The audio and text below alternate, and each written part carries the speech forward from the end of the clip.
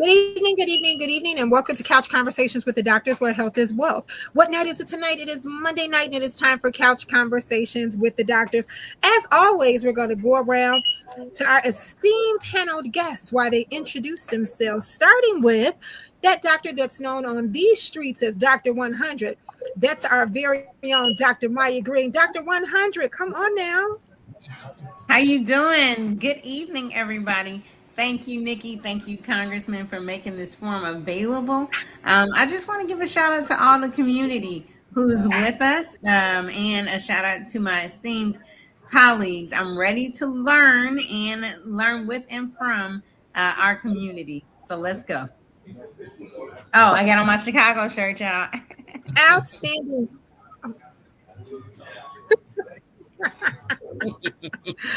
Also, to that doctor who says I threaten him to be here every Monday night, but he seems to always be on time. And we also just got a message about that doctor. Somebody said, is Dr. Miller trying to get his sexy back, growing a beard? Well, I don't know. Hey, Dr. Miller. Good evening. Good evening. You know, I just got tired of scraping my face, so I just laid off the razor for a while. But good evening, everybody. I want to thank the Congressman and Nikki for this platform that allows us to come and to share with our community and to do what we can to participate in the healing process. There's a lot of things going on almost all the time, but healing is still possible. And so I'm a retired internist. I retired in 2019 after practicing about 40 years. And even though I don't practice clinical medicine anymore, I'm still doing what I can to heal the community. Outstanding, and thank you so very much. Well, to my colleague who tends to leave me and have fun in the sun. But guess what, Doug? It is at least 85 degrees outside and a little muggy here in Chicago. So, Nikki, I want to let you know I'm coming home in September. So I'll be back in Chicago for September. Unlike Dr. Miller, I'm a retired physician. I spent 30 years working in the western suburbs. And after retirement, I joined the congressman in his office. I'll tell you, it really opened my eyes. I've really become interested in public health and public policy. I also like to give back as well. So it's an honor to be here, and we're going to try and answer your questions as best we can. Outstanding. I want to say hey to Connie Taylor, who is here with us. She says, good evening to everyone. Well, Dr. Mason is here, and I know he's having some tech difficulties, but I know we're going to get it straight. Dr. Mason, can you hear us?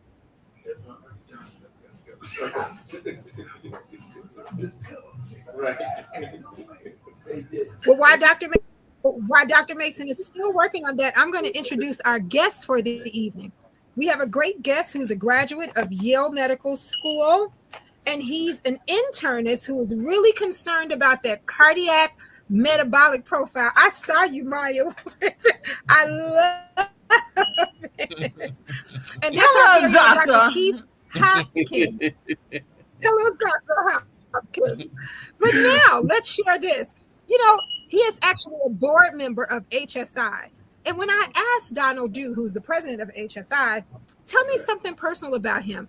Tell me something that no one else would know about him. And Dr. Hopkins, I'm going to allow you that opportunity to do, because that's usually our icebreaker here on the show.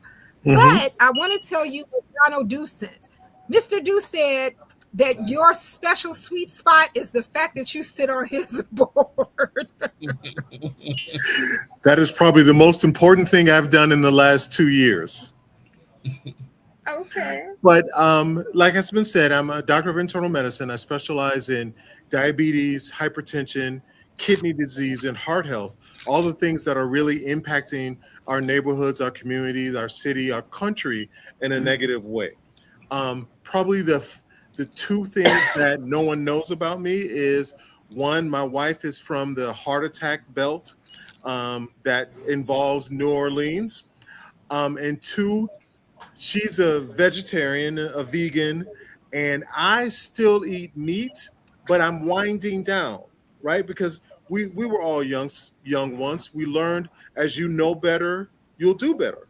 So my goal is to get us to that know better and quit saying you should be doing better. I'd rather show people the benefits of knowing better, and then doing better. So those are probably the three highlights of my life: coming back to Chicago, being part of HSI, um, being married to someone from a heart attack belt, and second, doing things in my life which can positively impact the lives of those around me.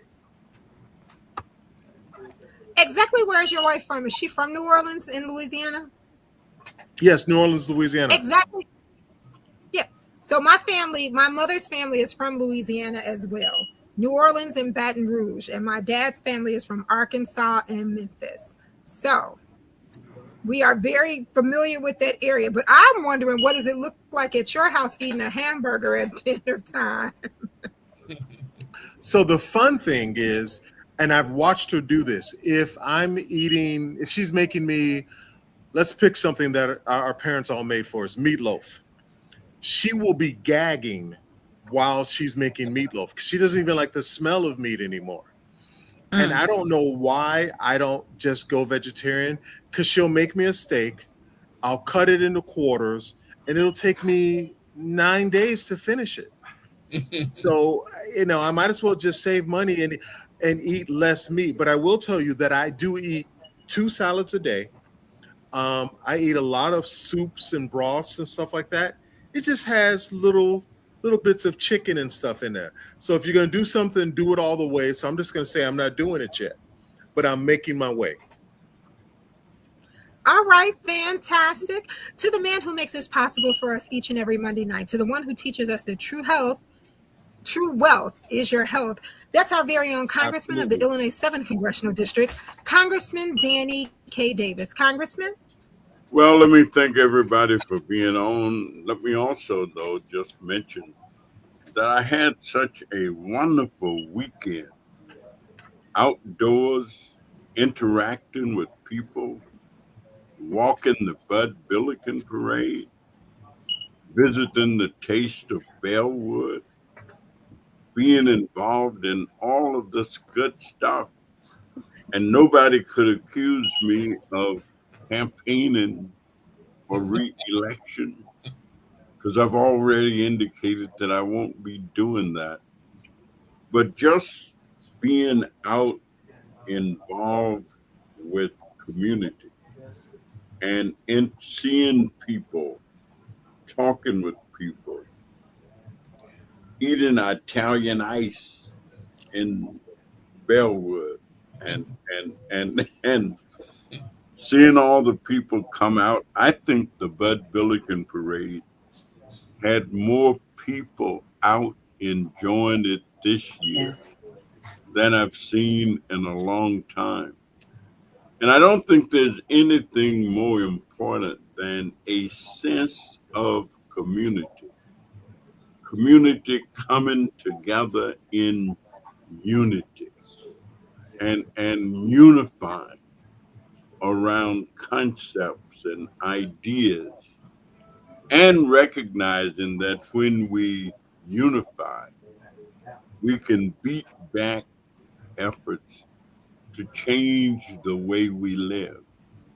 And to have been involved with my friends from Texas who are trying to protect democracy. Anybody who don't believe that democracy is a wonderful way of life, go to some of these countries that don't have it.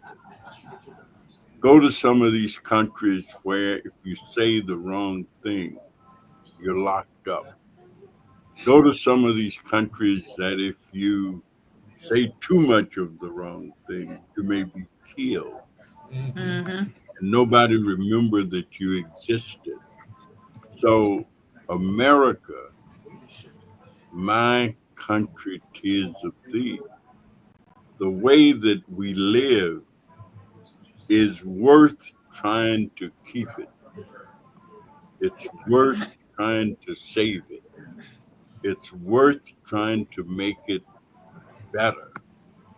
And so to have these discussions about healthcare, which is a way of improving quality of life which I consider to be a good reason to live, is always stimulating, activating, and vibrating.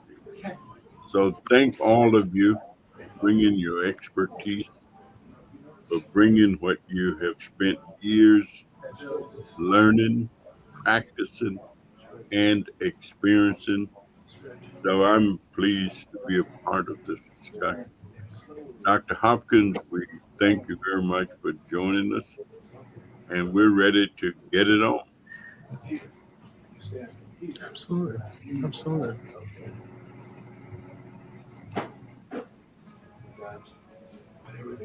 Okay, well, I'm having some tech difficulties here. So, Dr. Maya Green, if you can hear me, Sure. why don't you start our conversation about cardiac metabolic syndrome?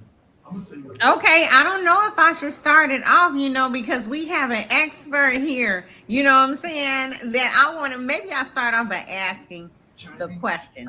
Lay it Perfect. out for us, Dr. Hopkins. What is cardiometabolic syndrome? So when I was in training, me and a couple of other people, and a bunch of other people, obviously, began to see the connections between what happens to the heart, what happens to the kidney, what happens to the pancreas are almost like dominoes, right? When one is impacted, further on down the line, they're all impacted. And we start seeing the benefits from treating not only one part of the equation, the triangle, if you will, but trying to treat all three at once. And it didn't have an official name then. You know what the official name was? If this were the 70s and 80s, it was just called being a good doctor. But these days, we began to associate it by, hey, let's treat the heart, let's get diabetes under control, let's make sure the kidney is not suffering. And it became the name cardiorenal metabolic syndrome. And what it is what it covers is doing good for all of the organs, right? Because I can treat your heart and ignore other parts of your body. And then when you're on dialysis, then I can say, oh, let me take care of your diabetes. And then when you have a heart attack, I can say, oh, let me take care of your the next issue. But if you look at each problem as a combination of what got us here and where we want to go, then you can get there easier and the patient will appreciate it. Okay, and then to my other colleagues, I know you have had a lot of experience in this field throughout the years. What kind of advances have you seen in treating? The doctor from Yale has said cardiorenal metabolic syndrome. So, what kind of advances have you all seen throughout the years come? And then for maybe one of my colleagues can take that one, and then another colleague can take move into a little bit of, well, what have you seen come, and then what impacts us in the environment when you think of social determinants of health and the way our neighborhoods are kind of built.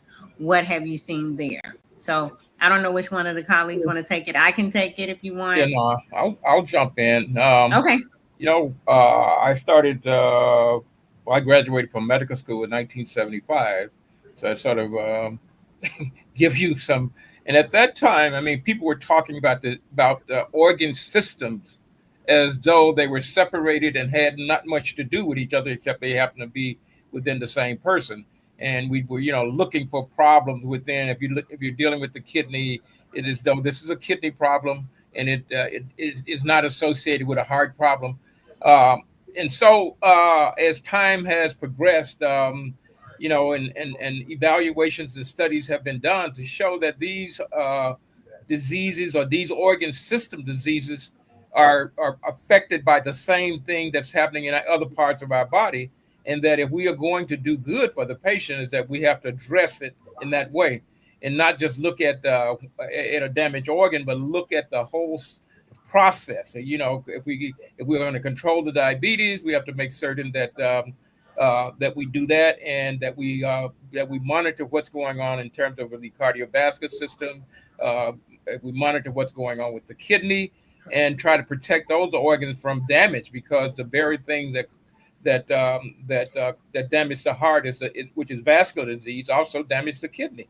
And we might call it renal vascular disease because it's the kidney, but in the heart we call it cardiovascular disease. But it is vascular disease in various organ systems that cause damage, cause heart attacks, cause renal failure, and cause people to die. And so we've seen how that process has come together, and now that when people do look at it, we're looking at it more so today as the cause of the things that are occurring, and not so much in terms of what the in organ issues are.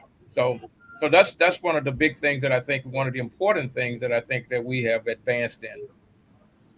You, Dr. Miller. Dr. Graham, I'm going to come to you in 1 second. Dr. Miller led into what are the causes, and I know you've done a lot of work with the congressman around kind of trying to push back and address some of the environmental or the causes of our social determinants of health. But before I do that, Connie Taylor says, good evening, everyone. Kim Alexander Jackson says, good evening, family. Health is wealth. And I'm getting it back. Kim Alexander Jackson notes that how is she getting it back?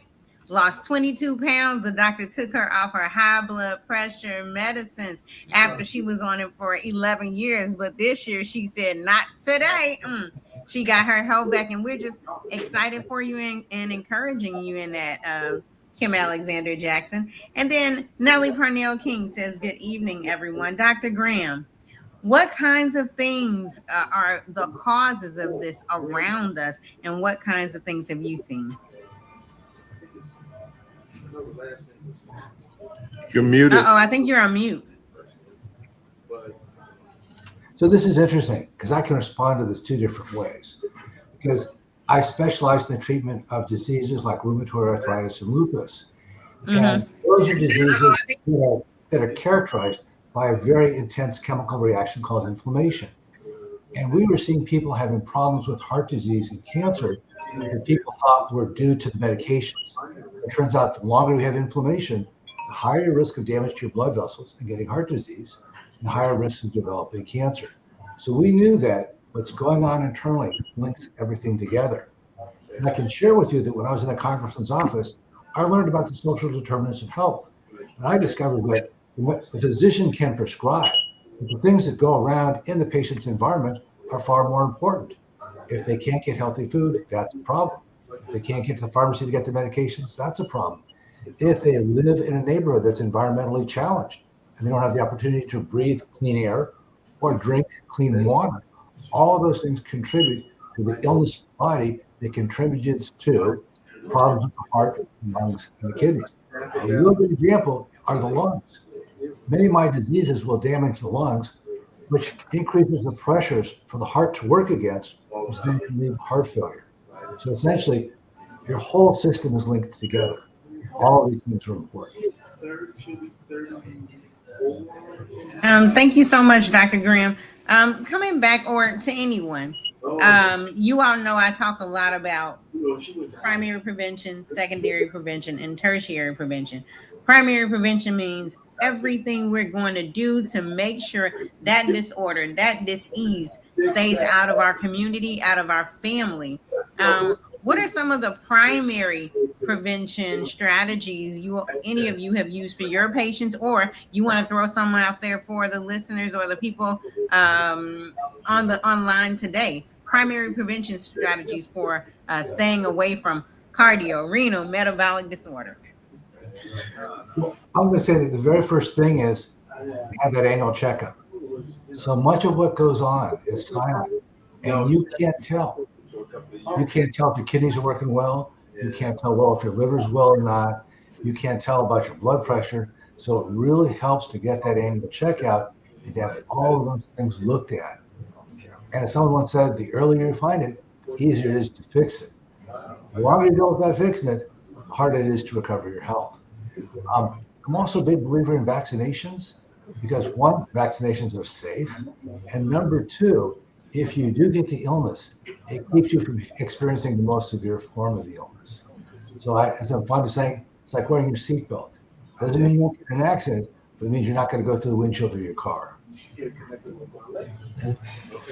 And I'll take the baton from that point. I think that a new way of looking at most chronic illnesses these days is that it's a two-hit hypothesis, right? You've got to have exposure against a background of there being something there. And one of the ways to remove that first hit is simply watching what you eat.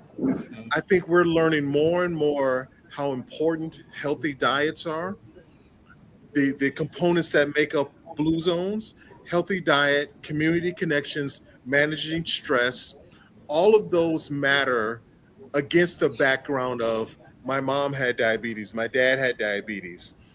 But I think it's a two-hit hypothesis because everybody doesn't get diabetes in a family. But if you do what you can do, the things that are under your control, watch what you eat, exercise, you decrease your risk because there's a lot of medicines even that you can take to prevent diseases. But let's teach people how to be better stewards of their own health. And that's watching what you eat, controlling obesity. We already have an example of what can happen simply by losing weight, simply by exercising, simply by drinking more water. Those are three of the bullets in the 15 bullet gun of preventing chronic illnesses. All right, one of the other things I'm going to throw in is knowledge. The more you know, the better you can do. And I think that it's so important that we spend time with our patients, teaching them. Dr. Hopkins just talked about how you got to prevent disease processes, and so an ounce of prevention is worth a pound of cure. Believe me. And so we can help people prevent these problems if we can teach them what it is that they need to do. And I think that that's such an important part. I know back when I started practicing, when I was in medical school, they used to tell me that one of the most important things that I'll be doing is listening and talking to patients. And they said, listen, don't just talk to them, but you got to make certain that they are understanding what it is that you are teaching, and you should be teaching them what they can do in order to be healthy, whether it be to follow your instruction or whether it be to do other things, because the patient themselves are the only ones that is with themselves 24/7, and so they can do if they know what to do. Oftentimes, that you enhance them, you empower them to be able to help themselves to become healthier and to stay healthier. If one doesn't know what to do, then it's very rare that they're going to do what they ought to be doing in order to help themselves to stay healthy. If you don't know what to eat, you just kind of eat according to what your appetite says, and that's not it usually doesn't turn out to be a good thing. All right. Yeah, can I jump in? Yes, I was just about to say we got Mr. Harrington in the house. How you doing? I'm doing fine. Can you hear me? Well, We can actually, hear I'm on you. my tablet, and I know my internet is not stable. But again, I think it's important to point out it's not what people know; it's what people do. And I've talked about this before. Hosea 4:6. My people are destroyed for lack of knowledge. Anybody in their right mind knows you can't eat a quarter pounder every day. They know that. Whether they choose to eat a quarter pounder every day is a choice that people make.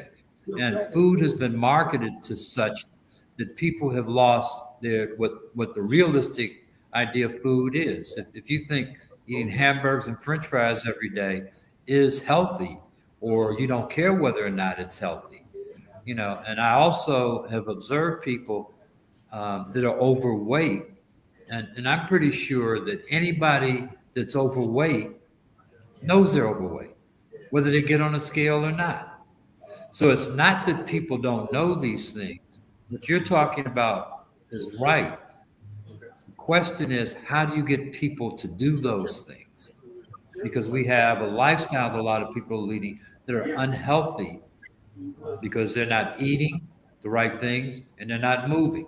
And we say this consistently week after week after week. So that's the message we're sharing with people. But it's the individual who take the ownership and have to make the change. I think that's where the real challenge is. How do you get individuals to make that change in their lives? One of the ironic things, and this is what American industry has done, is to make food cheap. And ironically, fast food is cheaper than healthy food. If you look at two things, one, the amount that it costs, and a time. If you look at if you went home and made a hamburger, that's your time. Your time is gone. So you're going to lose some time making it. So it's a lot easier to go someplace else and get a hamburger. A lot easier to go someplace else and get some French fries. And if that's become a staple of your diet, and they advertise these restaurants in a way that they want people to come and get their food there. So I think that's the bigger challenge, that we're up against a marketing industry and some other people that are making it more difficult to make the healthy choice. Okay, and then now we're going into, we went into secondary actually, prevention, which is screening, going to your doctor and getting your screening. Definitely start with a first visit, and then your level of screening depends on what results come out of that first visit, right? So you got to know your numbers. When it comes to what Nikki has us on here talking, cardiorenal metabolic syndrome, you got to know your numbers. You got to know your hemoglobin A1C. You have to know your blood pressure. You have to know your cholesterol level. You need to know your renal function, right? I'm missing one other one. Another one I want to add is lipoprotein A. I would like to hear your thoughts on that, Dr. Hopkins, but you got to know your numbers, right? And then that's secondary. Tertiary screening, everything we do to keep you from getting in that hospital. And now, I don't know if you said you did some inpatient. Dr. Miller and Dr. Hopkins, Dr. Graham, did you all do inpatient? Yes. I did some too. You know, everything you do to keep us, you being the person that we're visiting in the hospital, everything we're doing, tertiary prevention, everything you're doing to make sure you don't have an outcome where you're ending up in the hospital or advance from that heart attack, those type of outcomes, right? We did primary, keep your body active, keep your thoughts and energy clean, right? Make sure you're eating clean, right? That's primary. Secondary, Dr. Graham, I think, or someone went on to say, go to your doctor and get your screenings. We want to find it early.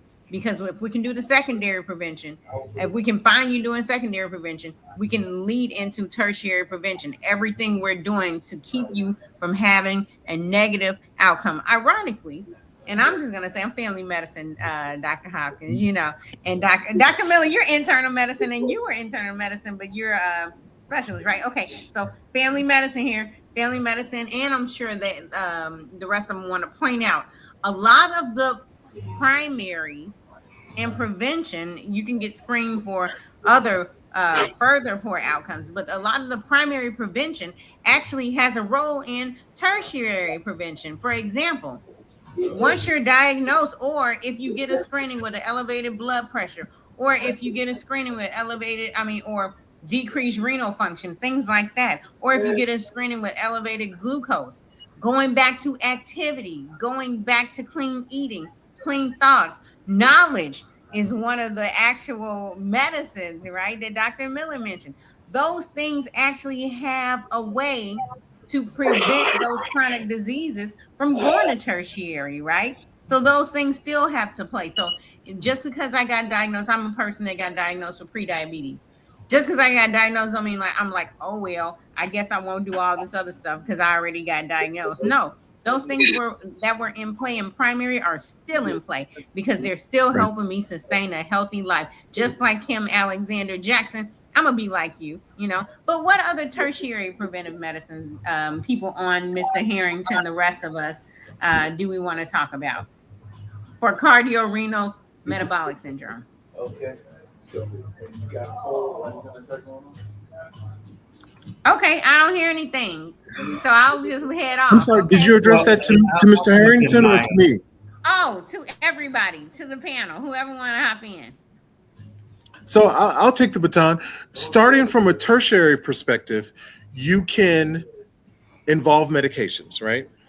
And a good thing to do is to start medications while you make the lifestyle changes so that 2 years, 5 years down the line, you may not need them anymore. But if you're at high risk, you got to take the medications. You'll never hear me say, don't take the medications. But while you're taking the medications, what else can I do? I'm pre-diabetic. I'm taking metformin, but maybe I ought to not eat 3 hot dogs a day. Maybe my only source of lettuce shouldn't be on a hamburger. Those types of things can reverse the track that you're on. And that's how you can prevent people from being in the hospital. I tell people when I see them, there are a couple of things we can do. I can make you better. I can keep you where you are. I can keep you out of the hospital. What do you want me to do? What is your personal investment? And that's how hard I hit them. And they say, well, keep me out of the hospital first. Okay, fine. Do what I tell you to do. I'll see you in 2 months, and then you'll be happy and you'll be more invested. And then they'll say, well, what can you do to make me better? Now we're at the point. Now we're at that tipping point. But you got to get that hook, that reason where they will listen to you. I tell my patients, look, give me 2 months. If I'm wrong, the first 15 seconds when you come back, you can curse me out. But I want to see you and I want you to do exactly what I ask you to do. And then we work from there. And I've never had a patient come back with foul language. My wife casually mentioned that maybe they just chose not to come back. That never crossed my mind. But when the patients come back and they see a little bit of progress, they'll say, okay, give me more. Tell me more. What's next? What else you got? What's in your back pocket, Doc? Yeah, I will say that was also my experience. I think that when we help people and they can see that they are moving in a direction that they're getting healthier, I think their appreciation of that makes them happier, and that does contribute to their compliance. If the patients that are not getting good results tend to be less compliant, and so I think that if we I always gave patients challenges. So that challenge was is that I need you to not just look at yourself in this process as a participant, but you are really the director here because you're the one that is in control. Even whatever I tell you, it's not. I don't really have control over it. It's you that has to do it in order for it to be effective. And so the challenge was to give them some things that they can be in charge of. They are in charge of what they eat. They're in charge of what they don't eat as well. And so, we challenge them with those kinds of things. And when they see results, they're happy with themselves, and they're also happy with the person that is participating in their care with them. Well, let me ask a question. I visited two of my physicians last week, and each one of them said to me, you need to drink more water. Mhm. Um, what's the drinking water business? Well, water is a necessary part of allowing your vascular system to be able to expand.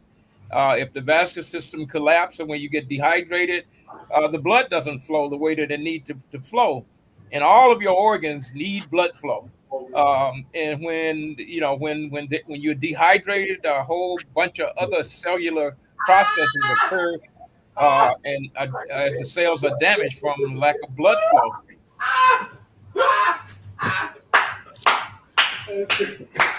Not only blood flow, most of our body is made up of water.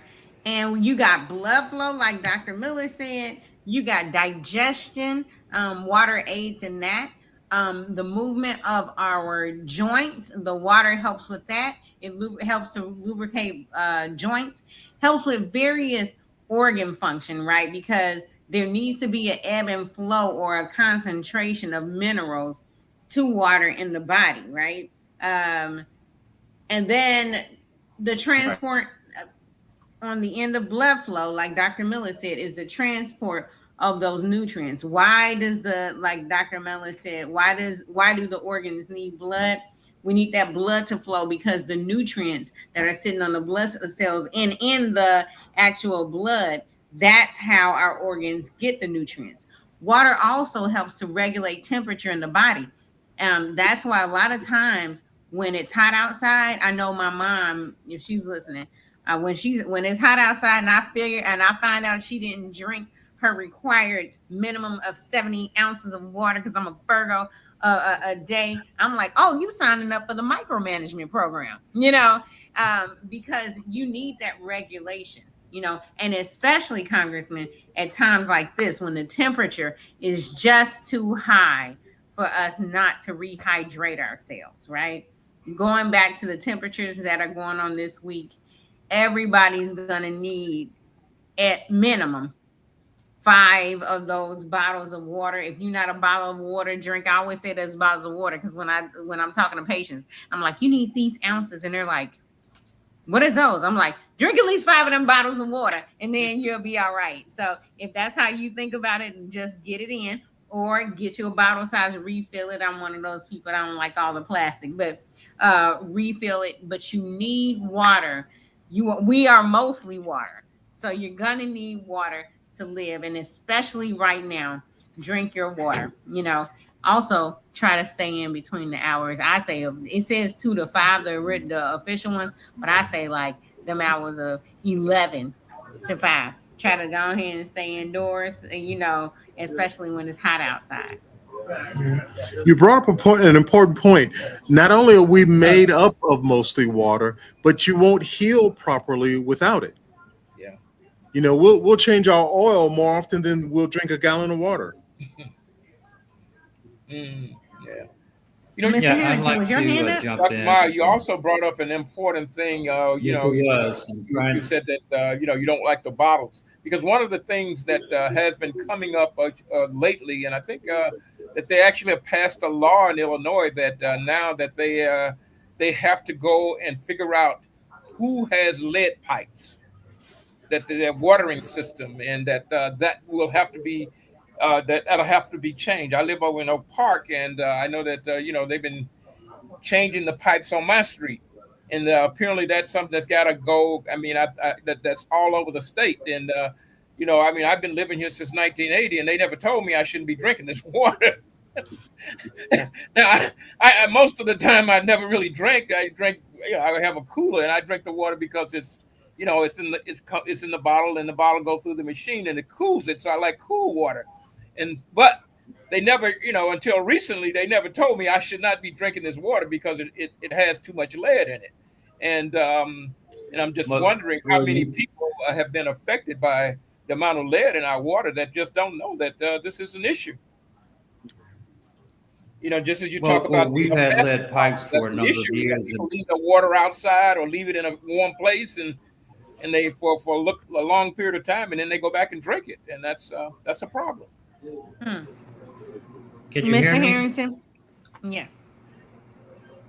Yeah, that's nothing new. We've had lead pipes in the years, and the health department has a lead abatement program, and they go out and they check for lead in the house, and they've actually made it possible and actually done something to send information. The water department has actually sent information out to houses to let them know that you may have lead in your water, and you can get certain pictures that you put something in. So it's not anything new that we haven't known. This is something we've known for a while. But even if there's lead in the water, you still need to drink water. I think that's the most important point. Water is extremely important. 55 to 60% of the body is comprised of water. We're more water than anything else. And so I stopped drinking tap water probably 30 years ago, unless I'm out. I don't drink tap water. I have a cooler in the house. I drink, I make sure the cooler is filled. When I'm out, I drink bottled water. But we've known for years that this was a problem, and they're trying to do things to remediate it. But I think it gets back to what people know, what people hear. And that message obviously hasn't gotten out to a lot of people because it's something that I know because I worked in public health. It's something that we've been working on for years. And there's a lead abatement program because if you talk about water, there was a lot of lead paint in houses. And that's how children get some of these developmental diseases because they're picking up the paint, a strip of paint or a small piece of paint, putting it in their mouth, and then they get some degree of lead poison, and that can help hurt their mental functioning. So again, we really have to be careful. But this whole thing about lead in the water is nothing new. But people do need to drink water, and I make sure to drink water. I try to drink a half gallon or more every day. All right. Well, So I encourage people. Well, outstanding. That is phenomenal. I work hard to drink a lot of water myself. I've had so many tech issues. Maya, thank you for being on target. But there's just a few things I want to remind us of and say. I want to say hey to the guys in the garage. They've been texting our group on Van Buren of men who sit in the garage and watch couch conversations all together.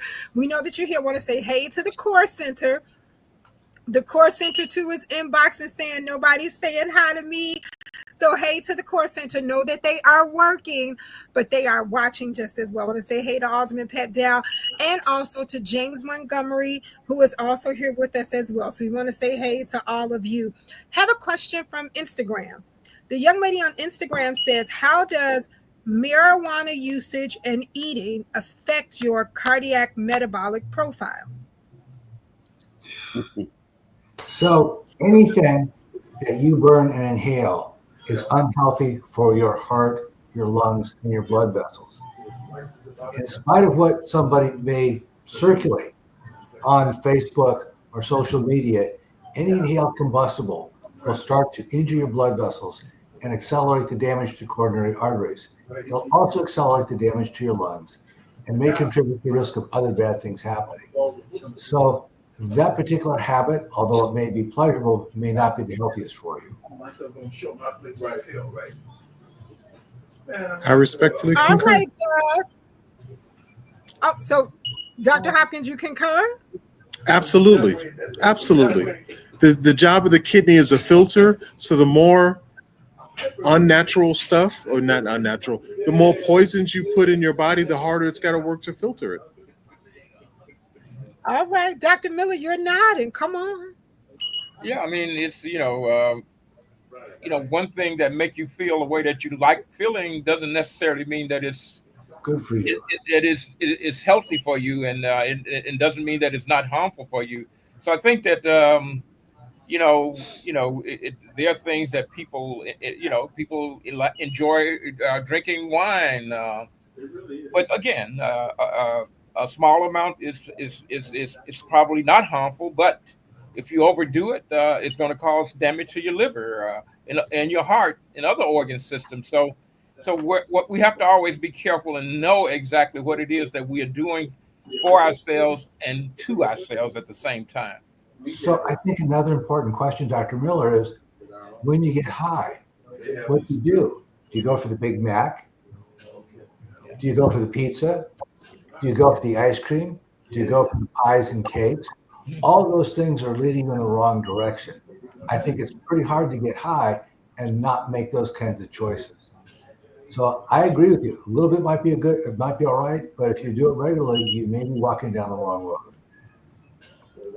All right, we want to say hey to Melinda Maxwell, but Dr. 100, why don't you attack that question too? I was just going to say to what they said, period. That's it, period. Just keep it real Chicago, period. Because I mean, there's a lot of ways we can, directions we can go in. A lot of these substances, I was just talking to a colleague about it. not so fun fact. Youth that start inhaling marijuana or being around it when they're young, it causes a delay in the way our brains progress, right? So a lot of times the brain age, and i.e. the thought processes and things like that, kind of get stuck or progress slower, right? That's how it impacts us mentally. I know that there's a big push for medicinal, recreational, things like that. Anything that's processed, whether it's a French fry or cannabis, anything that's processed that you can't see what's going into what you're putting in your body is going to be unhealthy. They mention inhaled things. When anytime you light something and inhale it, it forms these things that eventually come out to be named carcinogens.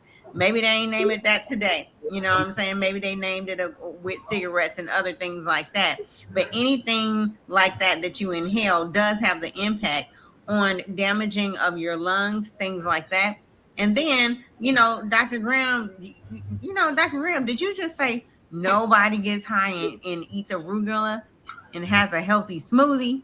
Is that what you're saying? I'm saying no one ever had a kale salad and got high. Yeah, nobody did. Nobody. Okay. So then on that note. Okay.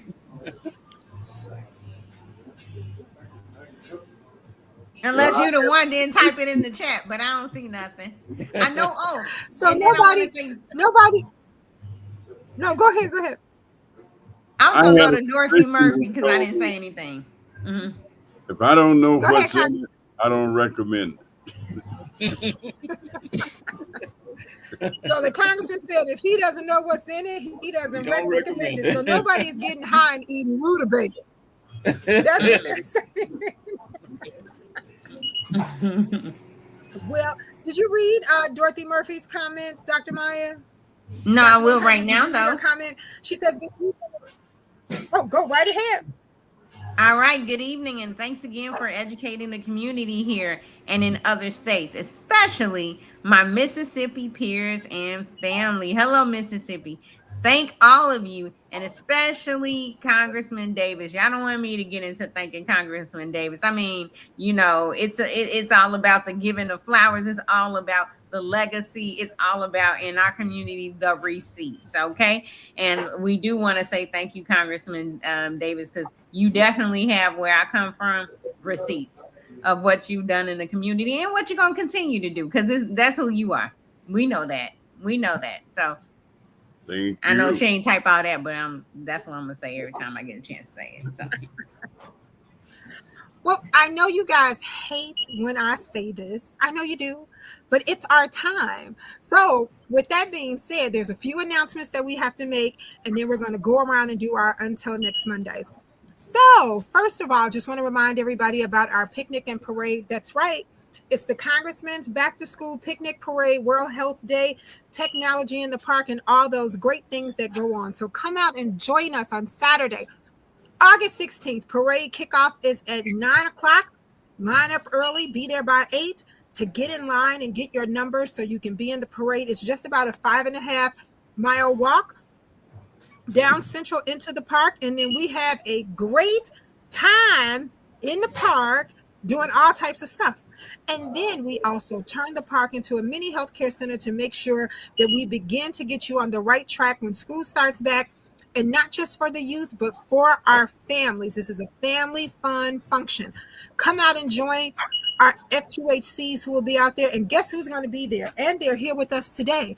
Onyx Wellness will be out there, along with CDPH, educating us about STIs, which is a big influx in our communities. So we want to make sure that you're there. And our very own owner of Onyx Medical Well Care is here with us. So Mike, why don't you talk about Onyx real quick and some of the great things that you guys do over at Onyx Wellness. Well, at Onyx, we have primary care. We have special. Oh, you can hear me?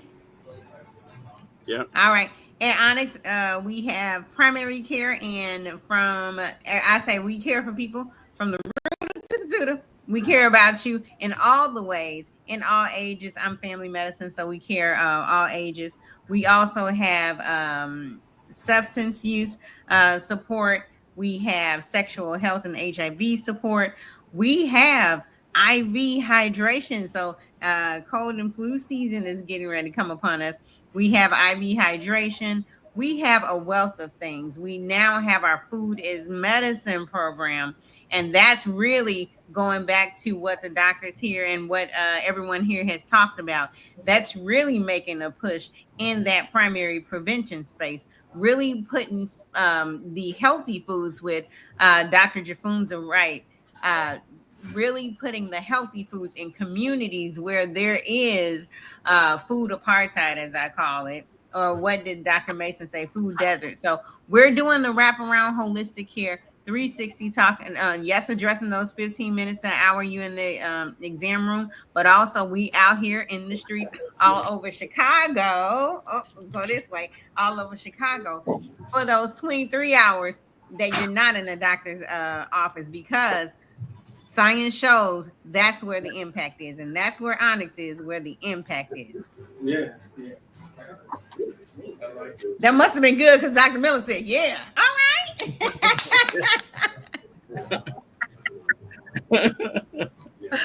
Well, Joe, why don't you share your until next Monday with us? You mute. You're muted, Joe. You're muted. Joe, you're muted. Trying to unmute. Go. You're muted again, Joe. There you go. Oh, no, go back. There you go. Okay, thank you. Yeah, I haven't, and maybe I'm unstable, but I know my network right now is really unstable. That's the problem. Yeah, I've got two until next week. The first is something simple, and I'm going to say it in Latin first: modus in rebus, and that literally means anything in moderation. Just take it easy. Back off of some of the stuff that we've talked about that you're doing that you shouldn't be doing. The other thing, and this is an homage to Dr. Mason, was his prescription for the city of Chicago when he was a commissioner, and he called it 5 to Thrive. It's simply 5 things that everybody can do to be healthier. First is drink more water. Second, eat more fruits and vegetables. Third, exercise your mind, body, and spirit. 4, be sexually responsible. And the last one, avoid all addictive substances and behaviors.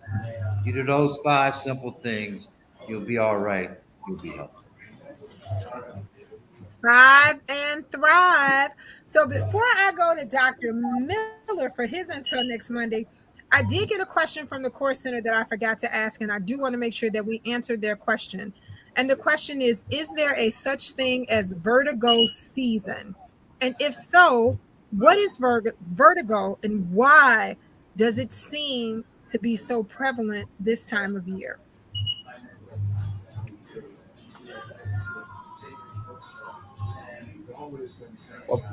Dr. Vertigo is a situation where we have some lightheadedness and dizziness that oftentimes we don't know why we have it. There are many different causes. Sometimes it can be related to problems with our sinuses, problem with our middle ear. Sometimes it's related to medication that we may be taking. Even food that we may eat that affect our blood pressure can be things that can cause us to have vertigo. But we feel lightheaded and oftentimes unsteady on our feet.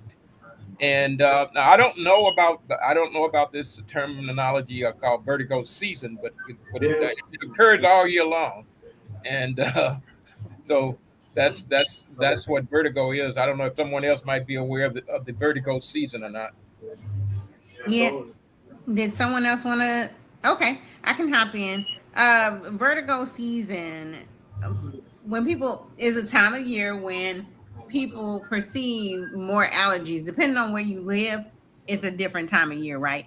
It's essentially the time of year when weather shifts, so different allergens shift, and so that balance right here, because all of this is connected. Uh, your eyes. That's why when sometimes when you cry, you get a little water in your nose and in your mouth because it's all connected. The ears, the little hole in your eyes right here, the nose and the mouth and the throat is all connected. So when that allergen, say you're allergic to ragweed or whatever, is acting up, you get that. But guess what? Your ears keep your balance, right? And so when that puffiness or is, you know, more stuffy on this side than the other, that leads to that dizziness and stuff like that. So there is a experience of people where certain seasons cause more vertigo. When depending on where you are and depending on your allergy profile, that season is different. I hope I said that. But also in relation to vertigo season, I want to bring up a more important season, and that's Virgo season. Okay. Okay. Because Virgo season is upon us. And we got a lot of Virgos here, so and a lot of Virgos watching. So that's my little joke, and probably Nikki, like probably that's mine until next Monday because I got to be quiet now after I put that out there. Happy Virgo season and happy Vertigo season. Yeah, that was a wonderful transition. If I could, I want to offer up something. Is it okay, Nikki? I know she's having technical difficulties. Sure, share, put it upon us. Yeah, Mr. Harrington. Okay, one time in, and then I got to drop off. It could cause something like vertigo.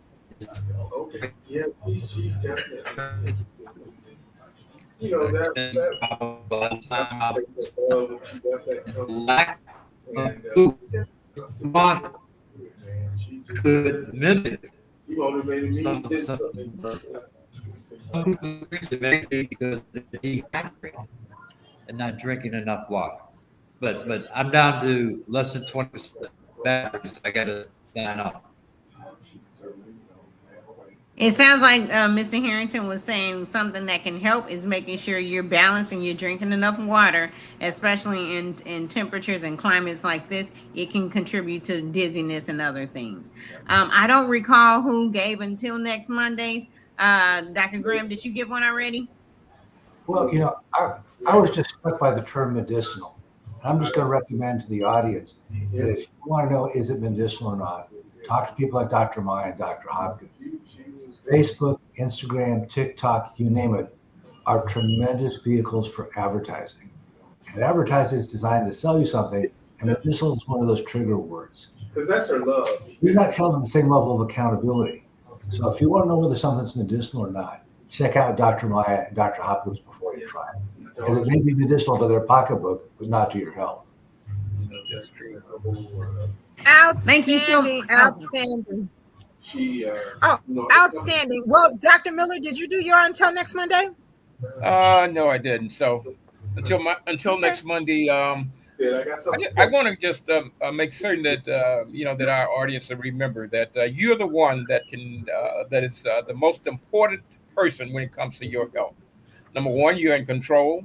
Number two, you're the one that knows when things are happening to your body that makes you feel like you're unhealthy.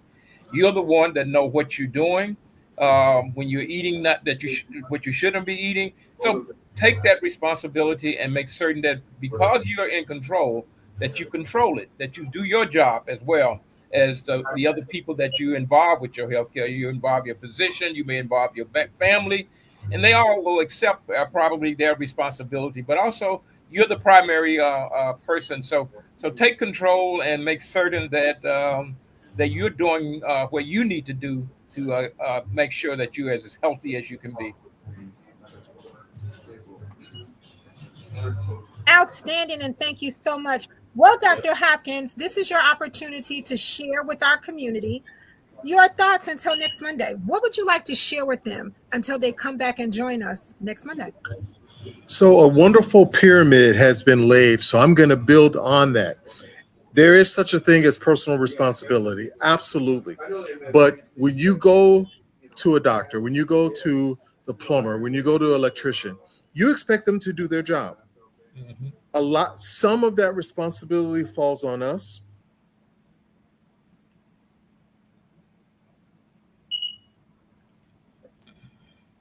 Right, what the clock says. We only have 7 minutes per patient and all of that stuff. And what can you do in 7 minutes? Well, you could start by listening and establishing a platform where people feel comfortable talking to you and sharing with you. And once we do that, everything else becomes easier. You're not going to take medicine. You wouldn't buy a car from someone you don't trust, who you feel is not listening to you, who just ramming something down your throat. But a good car salesman leans back and says, "So tell me what you're looking for today." You can't do that in the doctor's office because they'll say, "Well, you tell me why I'm here today." But you can provide a platform, a space where people feel safe, where people feel listened to, and you can say, "You know what? I'm going to see you back in 30 days, 60 days, 90 days." And we'll take the ball from there. I love when patients come in with lists, but once you start hitting 13 issues, I say, you know what? Let me come back to that, but let's take care of these. Let's take care of the bleeding that's coming out of your eye, and then we'll take care of everything else later on. So to build on the platform, there's personal responsibility, but we've got to know how to teach, what to teach, and whether or not it's being received before we make anyone better. Outstanding, and thank you. Well, Dr. Maya, you're until next Monday. I gave it, watch the Vertigo season. Happy Virgo season. But also, I want to give a shout out. Until next Monday, I want to take time to give a shout out to Kim Alexander Jackson, who's also doing their way of healing, their way of addressing community by actually being so authentic and putting it in the chat what she's doing. Everybody take a look, celebrate. But we're going to, over this next Monday, until next Monday, be like him. Boom.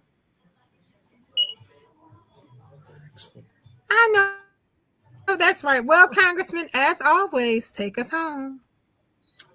Let me tell you, I saw my primary care physician last week, and I told him everything I could think of. He says, "You sure you don't have any other complaints?" I said, "Well, I got some more, but I'll let you not bother with those." But I think it's very important, and we want to thank all of us for the engagement. And I'll just reinforce, we have our 46th annual back to school picnic and parade. We've done this now for 46 years, and we've never been rained out. We've been rained on, but never rained out. And so I guess that's a good omen because it's on Saturday, which is the 16th, which is my mother's birthday. And my mother taught us about health a lot. And her favorite stuff was an ounce of prevention is worth much more than a pound of cure. And I've never forgotten that. So I try and prevent whatever I can so that we don't have to worry about getting it cured. So thanks for this discussion. But also let us not forget that democracy is really on the line in our country. It really is.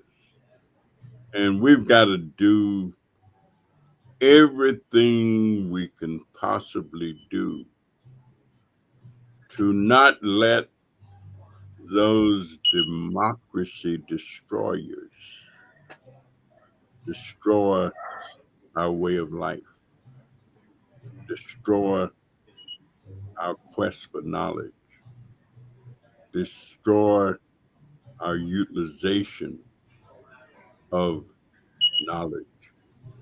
So anybody that's available, come on by and have a popsicle with us Saturday or something, and we'll make sure they don't put any sugar in the Kool-Aid, that they find something else to make it taste the way uh, you know it ought to taste without sugar. And hopefully Dr. Mason will give us an A for that. So hope to see you next week. Thanks so much. Dr. Hopkins, thank you again for joining us. Have a wonderful evening, and we'll see you then. All right. Good night, everyone. Take care, everyone. Thank you so much.